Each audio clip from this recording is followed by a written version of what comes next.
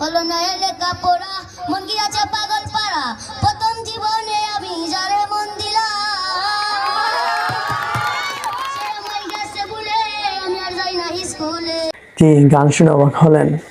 অবাক হওয়ার কিছু নাই। ভাবলাম সবসময় তো আপনাদেরকে নিয়ে ওয়াজ অথবা গজল শুনি, আজকে একটু ভিন্ন কিছু শুনি। তো ভিন্ন কিছু শুনতে গিয়ে এই গানটাই আমার চোখের সামনে পড়লো।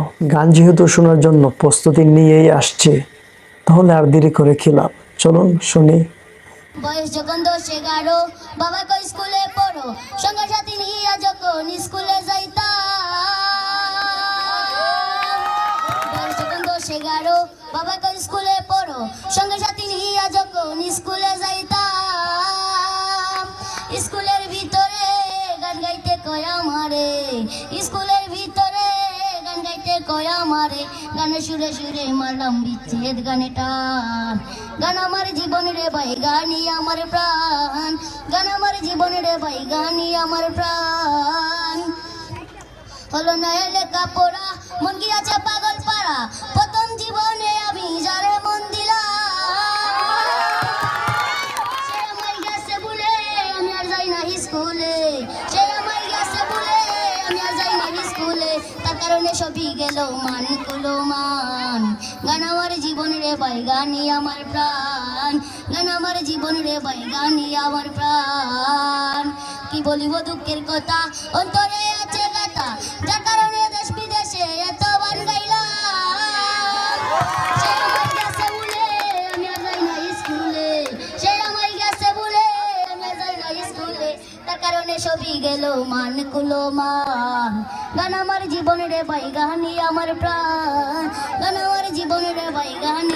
না ছোট ভাই না, তুই কাজটা একদম ঠিক করস নাই। বেচারা শিক্ষক মানুষ তোর কাছ থেকে একটা গান শুনতে চাইছিলই বালা, এই জন্য কি তোর এই গানটাই গাইতে হলো? তুই তাদেরকে এভাবে অপমানটা না করলেও পারতি। তোর জন্য আমার ছোট্ট একটি উপদেশ, তোকে যদি আর কোনোদিন কোনো অনুষ্ঠানে গান গাইতে বলা হয়, তাহলে তুই সবার সামনে যে তোকে গান গাইতে বলবে তার মুখে মুখে বলে দিবি আমি গান পারি না। তারপরও তাদেরকে তুই এইভাবে অপমান করিস না। সম্মানিত দর্শক শ্রোতা, আপনাদের উদ্দেশ্যে আমি কিছু কথা বলি শোনেন।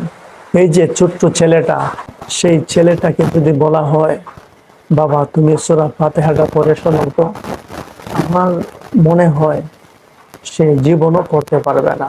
সে ডাইরেক্ট না বলে দেবে, বলবে আমি পারি না। সে পারবে কিভাবে? সে তো আগে শিখতে হবে, না শিখলে পারবে কিভাবে?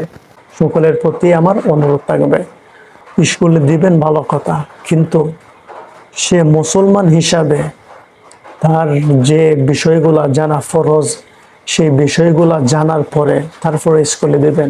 ভিডিওটি যদি ভালো লাগে ভিডিওতে একটি লাইক করে কমেন্ট বক্সে আপনার মূল্যবান মতামত জানাবেন। দেখা হবে পরবর্তী নতুন কোনো ভিডিওতে। এই পর্যন্ত ভালো থাকবেন, সুস্থ থাকবেন। আল্লাহ হাফেজ।